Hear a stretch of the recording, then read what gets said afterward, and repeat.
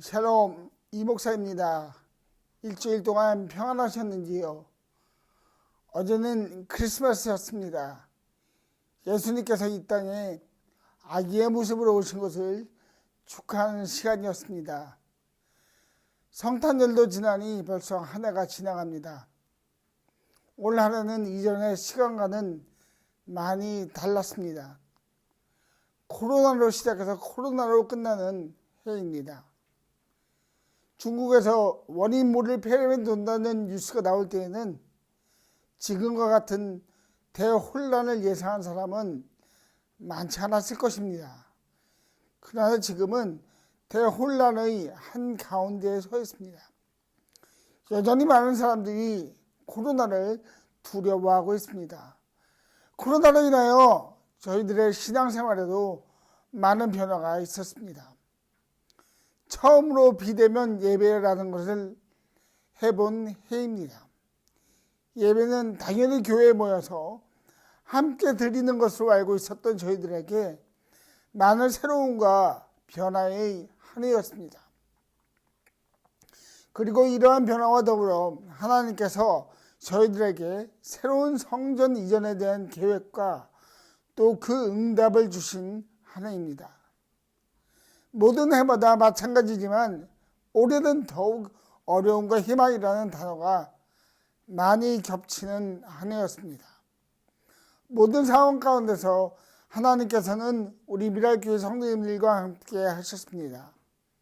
2021년에도 함께 하실 임마누엘의 하나님을 찬양합니다. 오늘 말씀은 사도행전 1장 6절에서 11절까지의 말씀입니다. 그 말씀을 같이 읽겠습니다. 사도들이 한 자리에 모였을 때 예수께 여쭈었다. 주님께서 이스라엘에게 나라를 되찾아 주실 때가 바로 지금입니까? 예수께서 그들에게 말씀하셨다. 때나 시기는 아버지께서 아버지의 권한으로 정하신 것이니 너희가 알 바가 아니다. 그러나 성령이 너희에게 임하시면 너희는 능력을 받고 예루살렘과 온 유대와 사마리아에서 그리고 마침내 땅끝까지 이르러 내 증인이 될 것이라. 이 말씀을 하신 다음에 그가 그들이 보는 앞에서 들려 올라가시니 구름에 쌓여서 보이지 않게 되었다. 예수님께서 떠나가실 때 그들이 하늘을 쳐다보고 있는데 갑자기 흰 옷을 입은 두 사람이 그들 곁에 서서 갈릴리 사람들아 어찌하여 하늘을 쳐다보면서 서 있느냐? 너희를 떠나서 하늘로 올라가신 이 예수는 하늘로 올라가신 것을 너희가 본 그대로 오실 것이다 하고 말하였다. 아멘. 무덤에서 부활하신 예수님께서 제자들 앞에 나타나셨습니다. 제자들은 놀랐지만 예수님은 그러한 제자들을 향하여 평안을 말씀하시고 40일 동안 하나님 나라에 관한 일들을 말씀하셨습니다. 그리고 이제 예수님께서 승천하실 때가 왔습니다. 사도들이 예수님의 제자들이 승천을 앞둔 예수님에게 하나님이 나라의 때에 대해 질문합니다. 그 대답이 7절에 기록되어 있습니다. 예수님은 제자들이 물어본 때와 시기에 관한 대답보다는 하나님의 나라의 확장이 그분을 따른 제자들을 통하여 이루어질 것을 약속하시며 그분의 제자들에게 새로운 정체성을 주십니다. 그 정체성은 바로 증인입니다. 8절에 쓰인 증인이라는 단어의 의미는 어떤 사실에 대해서 직접 알고 있어서 증거하는 사람을 말합니다. 특별히 신약 성경에서는 하나님 나라의 복음에 대하여 예수님으로부터 보고 들은 것을 증거하는 사람들을 말합니다. 그렇다면 무엇을 증거해야 하는 것일까요? 그 해답은 사도 베드로의 오순절 설교를 통해서 저희들이 알 수 있습니다. 이 베드로의 설교의 핵심은 예수님입니다. 예수님이 어떠한 분이냐는 것을 전합니다. 이 베드로의 설교시의 상황을 보면 예수님의 승천 이후에 제자들은 한 자리에 모여 있었습니다. 그때 예수님께서 약속하신 성령, 하나님의 영이 각 사람들에게, 제자들에게 내렸습니다. 이 모습은 비단 제자들 사이에서만 일어난 일은 아니었습니다. 주변의 사람들이 놀라서 그들이 세술에 취했다라고 할 정도로 밝히 보여진 것입니다. 이때 베드로 사도가 일어나서 말씀을 전합니다. 당시 베드로의 설교를 듣는 사람은 유대인들이었기 때문에 베드로는 유대인들이 이해하기 쉽도록 다윗에 관한 이야기를 합니다. 하나님이 다윗에게 한 약속, 즉 그의 후손 가운데 한 사람을 왕좌에 앉히겠다는 것을 소개합니다. 그리고 당신들이 본 십자가에 달리신 예수님이 바로 다윗에게 약속하신 다윗의 왕좌에 앉을 바로 그 사람이라는 것을 말합니다. 당신들은 수많은 기적을 일으키고 병든 자를 고친 그분 예수님을 십자가에 못 박았습니다. 그러나 십자가에서 죽으신 그 예수님을 하나님께서 다시 살리셨습니다. 예수님께서 부활하심으로 이제 어둠의 권세가 이 땅 가운데 물러가게 되었습니다. 마귀가 지배하던 세상이 종말을 맞이하게 되었고 그는 더 이상 아무런 힘도 드러내지 못하게 되었습니다. 그리고 그 예수님의 약속대로 하나님께서 그를 높이셔서 자신의 오른쪽에 앉히셨습니다.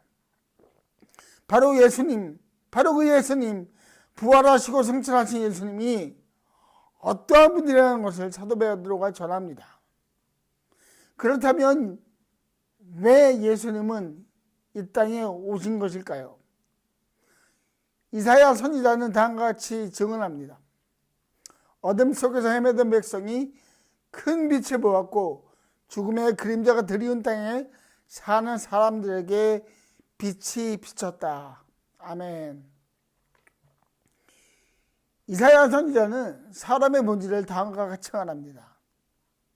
어둠 속에서 헤매던 백성, 그리고 죽음의 그림자가 드리운 땅에서 사는 자들. 어둠 속에서 헤매는 것은 참으로 위험하고 두렵고 공포스러운 일입니다. 어느 발자국으로 방향을 옮겨야 할지 모르기 때문입니다. 감각에 온전히 의지할 수도 없습니다. 그건 역시 확신을 주지 못하기 때문입니다.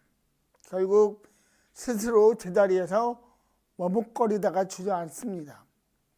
그리고 실망하고 낙심하게 됩니다. 모든 것이 끝났다고 생각합니다. 죽음의 그림자가 드리운 땅에서 사는 것도 마찬가지입니다. 무엇을 하든 어떤 부의 영화를 누리든 아니면 그 반대의 상황이 나도 마지막은 결국 죽음이라는 것입니다. 그리고 이것을 스스로의 힘으로 피할 수 없다는 것을 알 순간부터 실망하고 낙담합니다. 하나님께서는 이런 사람의 상황을 아시고 그러한 자들을 위한 선물을 주셨습니다. 그 선물은 바로 빛입니다. 빛은 기준점이 됩니다. 희망의 기준점이 됩니다. 그 빛은 아무리 컴컴한 어두움과 그림자가 있다고 할지라도 능히 그것을 이깁니다. 그래서 빛이 비추는 곳을 보면 살 수 있다는 희망을 가지게 됩니다. 살 수 있는 희망, 그 선물이 예수님입니다. 이 세상에 빛으로 오신 예수님입니다. 예수님의 제자들이 이 세상에 전해야 할 것은 예수님입니다. 그분이 빛이라는 것입니다. 그분이 어둠 속에서 헤매던 자들과 죽음의 그림자가 드리운 땅에 사는 사람들을 위해서 이 땅에 오셨고 십자가에서 죽으심으로 모든 사람의 죄를 용서하셨고 부활하심으로 그분 자신이 빛이라는 것을 증명하셨다는 것을 전하는 것입니다. 특별히 오늘 한 해를 생각해 보면 이 복음의 소식이 더 필요한 때에 살고 있다고 생각합니다. 많은 사람들이 불안해하고 있습니다. 코로나로 사람들이 죽는다는 소리를 들을 때마다 불안해합니다. 얼마 전에 저희 사모가 일하는 학원에 면담을 하러 온 학부형이 있었습니다. 그 학부형이 저희 사모에게 이렇게 말했다고 합니다. 세상이 너무 무섭습니다. 제가 교회를 다니지는 않지만 요즘 성경책을 읽고 있습니다. 무슨 의미일까요? 사람들이 이 코로나 사태를 통해서 자신이 어둠 속에서 헤매고 있다는 것을, 죽음의 그림자가 드리운 땅에 살고 있다는 것을 깨닫고 있다는 것입니다. 그리고 그 두려움으로부터 벗어나기 위해 이것을 해결할 신을 찾는다는 것입니다. 지금은 예수님을 전할 적기입니다. 이 세상의 유일한 참빛이신 예수님을 전할 때입니다. 방법은 다를 수 있지만 저희들은 예수님을 전하기 위해 다시 태어난 사람들이라는 것을 기억하십시오. 그리고 2021년에 예수님을 전할 사람에 대하여 길을 열어주시고 하나님의 때를 잘 분별하여 성령의 능력으로 예수님을 전하게 해달라고 기도하시는 미랄교회 성도님들이 되기를 예수님의 이름으로 축복합니다. 증인들이 전해야 할 예수님은 다시 오시는 분입니다. 그분께서는 마지막에 다시 오십니다. 제자들 옆에서 흰옷을 입고 있던 사람이 다음과 같이 말합니다. 갈릴리 사람들아, 어찌하여 하늘을 쳐다보며 서 있느냐? 너희를 떠나서 하늘로 올라가신 이 예수는 하늘로 올라가시는 것을 너희가 본 그대로 오실 것이다 하고 말하였다. 하나님의 천사가 증언합니다. 예수님께서는 다시 오십니다.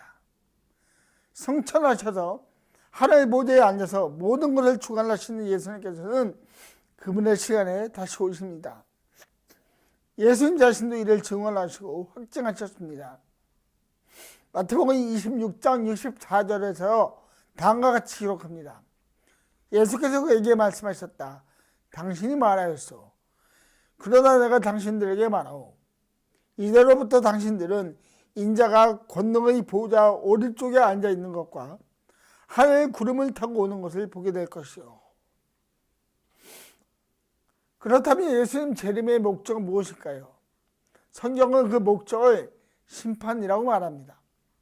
마태복음 16장 27절은 다음과 같이 말합니다. 인자가 자기 아버지의 영광에 쌓여 자기 천사들을 거느리고 올 터인데 그때는 각 사람에게 그 행실대로 갚아줄 것이다. 네. 이 말씀은 예수님께서 그의 제자들에게 죽음과 부활을 처음으로 말씀하신 것과 연결되어 있습니다. 베드로의 강한 부정을 뒤로한 예수님께서는 다시 오실 것을 말씀하십니다. 즉 죽음과 부활 자체가 마지막이 아니라 하나님 나라를 위한 새로운 시작이라는 것과 그 새로운 시작의 마지막은 다시 오실 예수님으로 마무리되고 그 마무리 때에는 하나님의 판단에 따라 심판의 주님이 오신다고 말씀하십니다. 그렇다면 하나님의 자녀들인 저희들은 부활의 시작으로부터 마지막 심판의 때까지 살고 있는 자들입니다. 예수님의 부활 승천을 기억하고 저희들을 향한 하나님의 긍휼하심을 생각하고 다시 오셔서 심판하실 주님 앞에서 빛나는 하나님의 자녀로서의 모습으로 살아야 하는 때라는 것입니다. 성경은 구체적으로 하나님의 자녀들이 어떻게 재림을 준비하여야 하는지에 대해서 말하고 있습니다. 데살로니가 전후서가 이를 말하고 있는데요. 데살로니가 전후서의 주요 주제가 예수님의 재림과 그에 대한 삶의 모습에 대해 말하고 있습니다. 특별히 성도로서 하지 말아야 될 부분과 힘쓸 부분에 대해서 말하고 있는데요. 먼저 조심해야 될 부분을 보겠습니다. 데살로니가 후서 2장 2절입니다. 여러분은 영이나 말이나 우리에게서 받았다고 하는 편지에 속아서 주님의 날이 벌써 왔다고 생각하게 되어 마음이 쉽게 흔들리거나 당황하는 일이 없도록 하십시오. 사도 바울이 편지를 쓰는 시기에는 예수님께서 곧 오신다는 이야기가 돌았습니다. 이제 마지막이라는 소문이 들면서 성도님들이 흔들리기 시작합니다. 이래 바울은 쉽게 흔들린다, 당황한다라고 표현합니다. 일반적으로 사람들은 마지막이라는 이야기를 들으면 쉽게 내려놓습니다. 마지막인데 뭐라는 생각이 강합니다.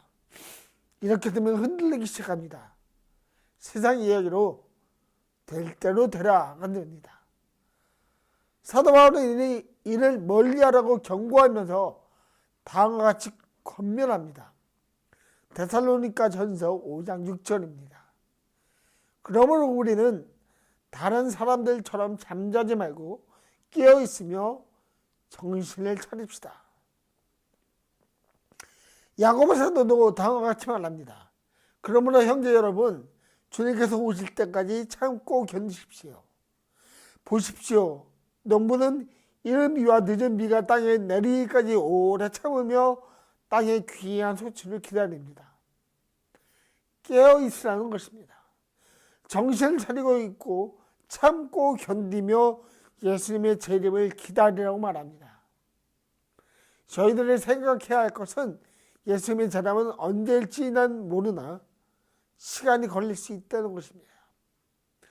그 시간 동안 저희들이 생각할 것은 오늘 하루하루를 어떻게 하나님 자녀의 모습으로 살아갈 것인가에 대한 고민입니다. 그리고 이 고민은 바로 하나님과 어떠한 관계에 있을 것인가에 대해 생각하게 합니다. 하나님께서 저희를 부르신 목적은 증인한 삶을 살라는 것입니다. 그리고 증인의 모습으로 깨어있어서 하루하루의 생활이 하나님의 뜻에 합당한 모습으로 서기를 원하십니다. 2020년 모두 수고 많으셨습니다. 증인으로서 깨어있는 성도들로서 수고 많으셨습니다. 2021년에도 동일하게 예수님을 증거하는 자로 깨어있는 자로 서 있어서 주님의 재림을 더욱 소망하며 기다리는 성도님들 되기를 주님의 이름으로 축복합니다. 기도하겠습니다. 아버지 하나님 감사합니다. 저희들을 증인으로 불러주신 은혜에 감사를 드립니다. 하나님, 이 혼란의 시기에 우리의 말을 통하여 우리의 행동을 통하여 하나님 저희들이 온전히 예수님의 증인이 되기 원합니다. 하나님 저희들을 2020년에 사용하였던 것처럼 2021년에도 마음껏 사용하여 주십시오. 하나님 2021년에는 더욱더 가까이 온 주님의 재림에 대한 소망을 가지고 깨어있도록 하여 주시고 하루하루 주님과 더욱 친밀한 관계에 있게 하시며 하나님의 은혜 가운데 살아가는 저희들 될 수 있도록 인도하여 주시고 함께하여 주십시오. 올 한 해 우리를 지키시고 함께하신 예수님의 이름으로 감사하며 기도하였습니다. 아멘.